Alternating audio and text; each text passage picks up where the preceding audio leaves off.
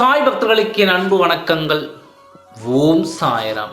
என் அன்பு குழந்தையே, உன் வாழ்க்கையில் என்ன நடக்கிறது என்பதை பற்றி நீ தெரியாமலேயே இருந்து விடுகிறாய்.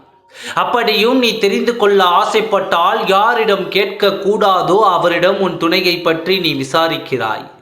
இப்படியே நல்லது கெட்டது தெரியாமல் இருந்து விட்டாய் என்றால் உன் வாழ்க்கையை எப்படி நீ பத்திரப்படுத்துவாய்?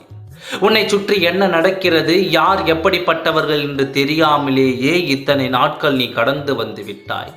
இனி இருக்கும் நாட்களையாவது கவனமாக கடந்து வந்தால்தான் உன் வாழ்க்கையில் உனக்கு உண்டான நிம்மதிகள் உனக்கு கிடைத்தே ஆகணும்.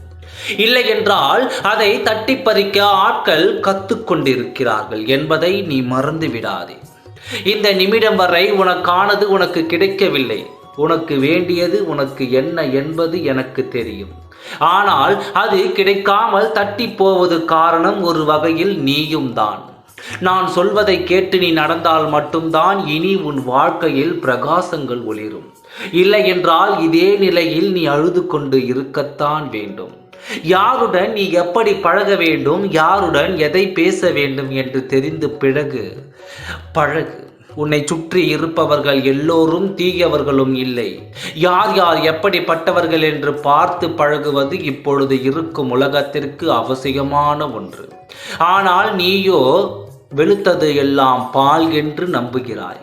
சிரித்தவுடன் உன் மனதில் இருப்பதை கொட்டி தீர்த்து விடுகிறாய்.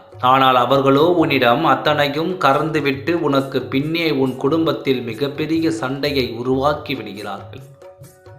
உன்னை நினைக்கும் பொழுதும் எனக்கும் வருத்தமாகத்தான் இருக்கிறது. சற்று கவனமாக இருக்க வேண்டியது அவசியம். இனி உன் சாயப்பா உனக்கு வேண்டிய அறிவுரைகளை கொடுத்து யார் நல்லவர் யார் கெட்டவர் என்று தரம் பிரித்து காட்டப் போகிறேன். இப்பொழுதும் உனக்கு அறியாமல் என்னவெல்லாம் நடக்கிறது தெரியுமா? வரும் மாசி மாதம் உன் துணையின் இல்லத்தில் எத்தனை பெரிய காரியம் காதும் வைத்தார் போல் நடத்த வேண்டும் என்று முடிவு எடுத்திருக்கிறார்கள் தெரியுமா? உன் கண்களில் இருந்து அதை மறைக்க வேண்டும் என்று திட்டம் தீட்டியிருக்கிறார்கள். அப்படிப்பட்ட காரியம் என்ன தெரியுமா? உனக்கு நிரந்தர பிரிவை கொடுக்க வேண்டும் என்று காத்திருக்கிறார்கள்.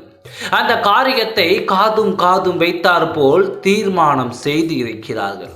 இதை அறியாத நீயோ உன் துணை உன்னை தேடி வருவார் என்று யாரோ சொன்ன வார்த்தைகளை கேட்டு கொண்டு தவித்து வருகிறாய். எங்கு எப்பொழுது எது நடக்கிறது என்று சொல்ல உன் சாயப்பா நான் காத்திருக்கிறேன்.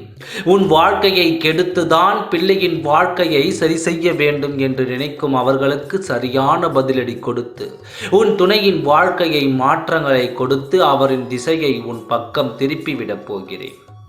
அவர்கள் முகத்தில் கரியை பூச காத்திருக்கிறேன். மாசி மாதத்தில் கவலைப்படாதே. உனக்கானது உன் கரங்களில் நான் கொடுப்பேன். தைரியத்தோடு இரு. அந்த காரியத்தை நான் நிறுத்திவிட்டு உன்னிடம் நான் வந்து பேசுகிறேன். ஓம் சாய்ராம். நன்றி, வணக்கம்.